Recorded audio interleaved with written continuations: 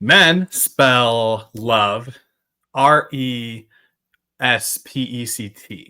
Women spell love Love.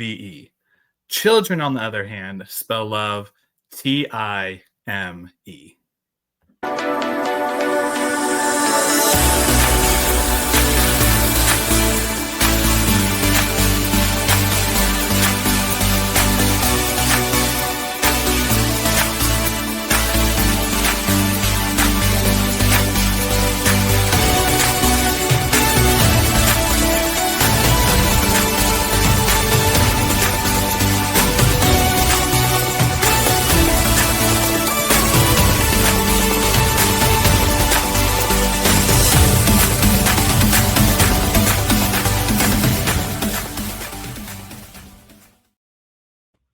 What is up, champions? Welcome to another episode of Champion Reads, where we take best-selling books and their best principles to help you out with your best life.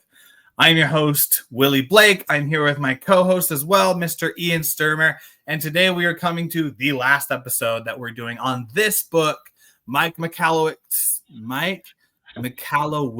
say that 5 times fast, book, as Ian's showing on the video, Profit First. We've gone through this book into several topics, from the profit formula to talking about doing small and the 1% to general principles, and even relating it to other things rather than just business. And today, as we jump into this episode, we want to touch on something that is a principle he talks about in the book, but really scopes it out into the rest of our life, which is time.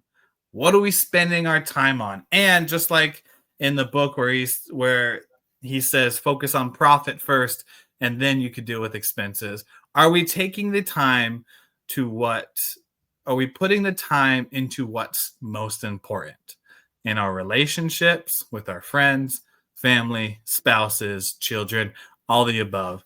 Let's jump into this topic about time. And Ian, I'm actually just going to turn it right over to you to start us out with it. Yeah, well, I'm going to start out with a guilty question for all of us. Is the time you spend with your loved ones the time that's left over after you've done all of your work? Or is that taken out first, just like our profits are supposed to be? Do we take out 1% or whatever percent first and do that, and then go on to everything else? The same way we should be with our money, as we've learned in here. And the concept is not new. To do the important things first. Stephen Covey talked about that. Do the most important thing first. The old Franklin Day Planner, for those of you old enough to remember that, you would write down your goals and prioritize them. So if you can only do one task today, you've chosen the most important one to do first. Do we do that with our time? Do we take out time first?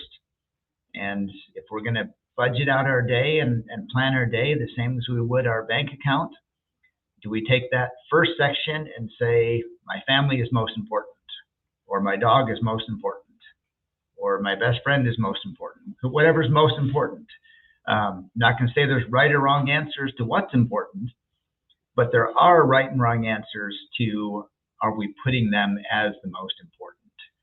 And a great little example of that, one of these stories I read probably years ago, that there was a working mother, who was sitting at the table going through her calendar, and her little boy came up and asked, Mommy, what's that book you have? She goes, oh, this is the calendar where I write down all the important things I have to do today. And the boy looked and said, am I in that? And okay, I'll admit it. Hopefully my wife doesn't watch this episode, but she is not very often written down in my calendar unless there's some appointment that's come up. And she should be. I should put in there, even if I'm traveling, call her today, or take time to think about her today. Take that time, and hopefully we're doing more than 1%. But if you are so busy, take 1%. There's my challenge to you. Take 1% of your time, which is, okay, somebody will do math And put it in the comments for us. What's 1% of 24 hours? We'll see if Willie does that while I'm thinking. It's I've been doing that in my head since high school. It's about 4-ish minutes. 4 minutes? Yeah, we can take 4 minutes to do something important. And I'm gonna, before I speak too long, Willie, you had a concept you shared with me a while ago, and I forget the exact number, but it was like a 2-minute goal or 2-minute accomplishment, where you get up in the morning and you have one simple thing to do, and you accomplish the goal right at the beginning of the day. Maybe it's along the lines of the make your bed speech and book. Yeah, you're talking about 1 minute, one thing? Yes, that's the one. Yes. But well, let me turn it to you, and can you tell me the 1 minute, one thing? Remind me. I should have been doing that before now. Yeah, the 1 minute, one thing. It's something I found that whenever I don't feel motivated to do something, especially goodness, right now where we just moved and there's so many boxes around the house, just pick a single thing that you're going to do for 1 minute. And then afterwards, just be fine with not doing anything else. And I've done this countless times, and all but probably 1 or 2 of the times that I've done it, once I got up and started moving, then I wanted to do more. So one time I picked up the trash in the room just for 1 minute. And then after I did that, I'm like, okay, now I can, I guess, just grab the dirty clothes and throw them in the hamper. So I grabbed all of them, threw them in. And I'm like, okay, now I can do something bigger, right? And it goes back to one of Newton's laws where it's like an object that is in motion tends to stay in motion.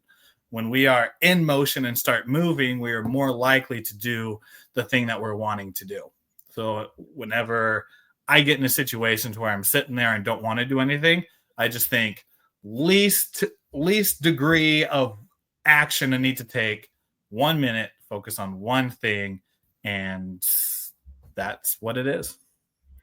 Yeah, I tend to experience the other side of Newton's law, especially on a Saturday morning where a body at rest tends to remain at rest, where I just want to rest. But yeah, once you get that first little start, then we get excited about doing things.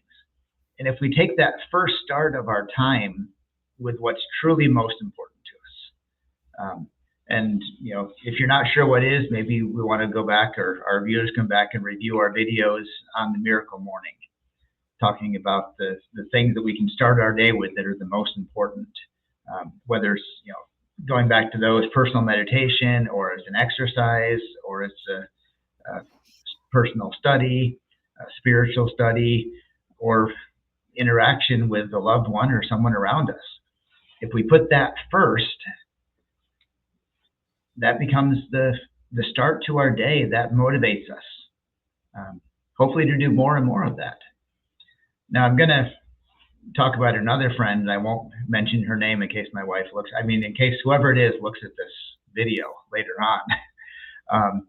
But she's a bit of a workaholic, and literally when she wakes up, the first thing she does is roll over and grab her phone and check her email. And the last thing she does before she goes to sleep is look at her email as she sets her phone off to the side of the bed. And she's a wonderful person, does great. She loves people around her, not saying anything there. But she's taking that first thing she does is look at the work. And I've tried to talk to her about that. I know we shouldn't solve problems for our spouses, and I'm learning about that. But I think when you're doing that, you're starting your day at work, and you're finishing your day at work. And then your whole day is at work, because that's the first thing and the last thing you did. Where if the first thing you do is stand up and look to the sky and say, I'm grateful for today. Now you've started the day being grateful, just for an example off the top of my head. If you're married or with a significant other and you roll over and the first thing you do in the morning is look at that person and say, I love you, you started your day differently. If the first thing you do is run down to your kid's bedroom and give them a hug, you started your day off differently. You've taken the time profit first before anything else. And then you'll find time for work. If we had 23 hours in a day, we still get things done. Actually, we do that every year, don't we? We have daylight savings time, and 1 year we have 1 hour less to do things. And the world has not fallen apart yet because of that. We get annoyed by it, but it hasn't fallen apart because of that. We make it work with 1 hour less every year that day. So let's take that 1% of time for the things that are most important. Put that first, and let's see what happens in our life. It's funny you mention that. Most people, when they get on the flip side, when they get an extra hour, what do most people do with it? They sleep longer. It's just like the complaining of I don't have that much time, but then when you're literally given 1 more hour, you use it to stay 1 more hour in bed. It's just so interesting. That's the first thing I do every day is sleep. You're right. Maybe it's just me. Maybe I'm the one that's doing it. You're so right about time. There is this exercise years back when I was a teenager in Sunday school where the teacher brought a jar. Let me see there we go. There's my hands. My teacher brought a jar. Just one of those regular, I don't know the wording for it, jars, peach jars. My mom used to can peaches all the time. Yeah, mason jars. And mason jars. Yes, thank you. And so she brought this jar, and it was empty. Then she pulled out a bag, and it was a bag full of golf balls. She pulled out another bag, and it was a bag full of rice. And as she sat there, she said, okay, these represent, and she was pointing to the golf balls, these represent the big priorities that we have in our life. And these are the ones that are like the should and must get done. So this is the time with the spouse and time with the kids. This is making sure you actually go to work. This is things like eating well, exercising, saying your prayers if that's you, like the big things that you're supposed to be doing that actually rests, revitalizes, and recovers your body and your soul. And then she pointed to the rice and said, these are the smaller things that go on. These can be like video games. These can be that junk food of gummy bears that I totally don't have stashed away in my cupboard. I don't have one either. Yeah. I don't have high chews next to it either. Those are like the small things that so many of us prioritize. So what she did was she took that empty jar, took the rice, and said, we're going to pour all the small the small things to do in there. And the jar is our time, the amount of time that we have. So she poured all the rice in, all the small, mundane tasks that are there that we don't really need to get done. Pour that in, jar filled up to a little bit more than halfway. Then she grabbed the golf balls and started pouring the golf balls in. The ones that are the most important ones that we should get done. And they overflew, and all the golf balls were not able to get in there. And she said, so many times we find that when we put time towards the things that don't matter most, that we don't have the time for the things that actually do matter. And we're like, wow, that's so groundbreaking, because we're 12 and 13 years old. Yeah. Then she took out the golf balls and took out the rice. Then she put the golf balls in first, and the golf balls almost filled up the entire jar. And so us as kids will look at that and be like, yeah, if you focus on that, but then you can't like play video games, you can't eat junk food, like there's no way to fit that in. But then she got the rice and started pouring it into the jar. And as it went in there, it started to just fill up the gaps to where all the golf balls, and then at the end, all of the rice was able to fit into the jar with still some extra space. And she says, when we focus on the things that are most important and that need to get done, there will always be time for the other things. But if you do the other things first, the most important things don't always get done. And so through the whole thing, and as we're talking about time, put in your calendar the most important thing. Get in your time what actually is meaningful to you, that driven purpose, the things that fill up your cup, the relationships that you want to build. Whatever those are, put those in your jar of time. Put those in first. And then you can start filling in the others with the not so important stuff, but still enjoyable. Because you'll find that when you do it that way, that you won't just be able to do the most important tasks. You won't just be able to do the small stuff, but in the humdrum of all of it all, you'll still have extra time to be able to do other things that you didn't know that you had before.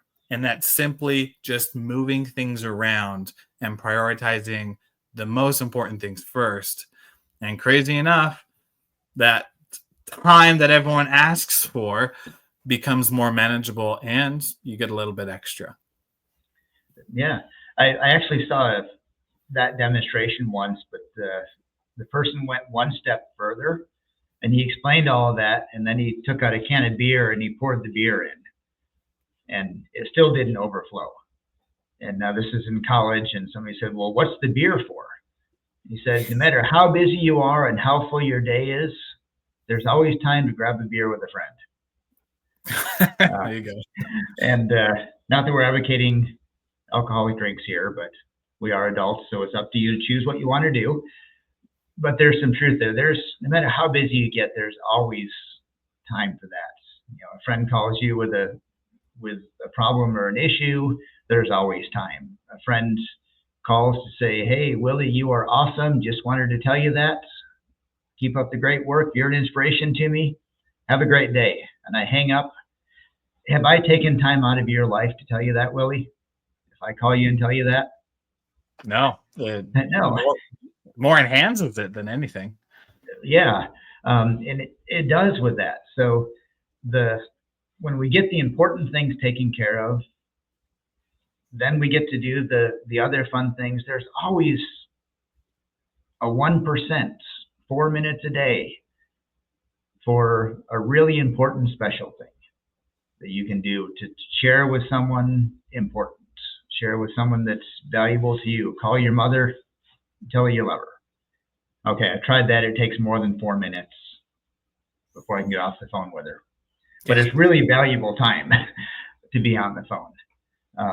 And I'm going to go back to Stephen R. Covey again. And he gives a great example that people will say, I don't have time to do that. He said, you know, how many hours are in the day? Well, 24, unless it's that leap year thing. How many hours are in the day for the President of the United States? How many hours are in the day for the homeless guy that's sitting on the sidewalk? 24 hours. Everyone has 24 hours. You can't say I don't have time. And the way Dr. Covey said is what you're really saying is I have something else that I would rather do than whatever you ask me to do. I have something more important to me than you, is really what it comes down to. And when you put it in that perspective, you know, I'm too busy is a polite way of saying you're not important enough. So if we're saying I'm too busy to someone who is truly important to us, we're saying they're not really important to us. Which is, well, sad for me and makes me feel guilty because I've used that answer as well. Yeah, you know, I'll get around to that. I'm just too busy right now because whatever I think is important is more important than what you're telling me. Yeah, I can't tell you how many times I've used that unintentionally with my kids. When I might be texting someone on the phone, answering an email on a call like this, and the kids come in, just be like, Dad, look at this. And I'm like, just a minute, just a second. Dad's on a phone call right now. Dad's busy. Go talk to Mom. I can't tell you how many times I've done that. And now I'm sitting here reflecting on it, thinking, let's say you and I are obviously on recording this episode, and my kid walks in. It's easier for you to wait than it is for my kid because we've lived more time than a 2 or 4-year-old has. And so a minute to them seems like forever, when a minute to us is just like, oh, okay, that's fine. So if you and I are like sitting in the back room and my kid comes in, I could say, hey, Ian, can you give me a minute? And then look at my kid, and she shows me a cool drawing, and it's just like, awesome, that took 5 seconds, right? But then I'm prioritizing the thing that matters most to me. Not that you're not important, right? Yeah. That's not Your kids are more important than me. There's no question about that. but it's just it's the who are we saying I'm busy to? And the follow-up question to that is, should they be the ones that we're telling that to? Yeah, I've got an example of that. So years ago, my son was about 3 or 4, and we just moved to a new house. We had a bunch of family over at the house. We had a little cul-de-sac, and he wanted to ride his tricycle outside. We had a house full of family and people over there. Said, okay, well, we'll get to it in just a minute, okay? And like 15, 20 minutes later, I look around, I don't see my son. And I look outside the front door, and he's sitting on the curb with his tricycle beside him and his helmet on, sitting at the curb, waiting. And okay, it would have taken me 15 minutes to go out there with him and let him ride around, and he would have been bored of it. I can't tell you how many hours that has haunted me. Why didn't I just go outside and take that couple of minutes with him? You know, it doesn't matter that he doesn't remember it now. What matters is, well, it matters. I was going to say what matters is I remember it, and that's part of it. But how many of those things together added up in raising my kids? That's said, oh, just a minute, and it would have only taken a couple of minutes. No one would have missed me with the friends and family that were visiting there. They're all talking, but it was important to him. And what's important to the people you love needs to be important to us. It doesn't matter if riding a tricycle is not an important thing to me. Riding it for him. And as you still got young kids, that's my lesson to you right now, is don't do that and spend hours throughout my life looking back on that one moment and feeling such regret. Because it's not always the big things that are going to hit us with regret and worry and all that. With the people that are closest to us, it's the little things that make up the big. The little things are the big things. He doesn't remember Christmas presents. I don't remember the special Christmas presents I gave to him growing up, but I remember that. And that 1%, if I had put that 1% first and said, that's the important thing for my time right now, I'd have nothing to talk about in this webinar, this podcast, and we'd be all done. But that's not why I want to talk. That's not why I want to have things to talk about here, is my own failures. But are we putting the profits of our life first? Are we putting the things that are truly important first? And we could even go into the whole thing. Are we blocking out time the same as we do in the profit first formula, to have, not the formula, the bank accounts with the taxes and the operating expenses? Are we blocking out our time that way? Are we saying, okay, I've got 1 hour of family time today. I've got 2 hours of running errands, which would be our operating expense. Are we taking that same thing in our life? Because we can block out time the same as we can block out money.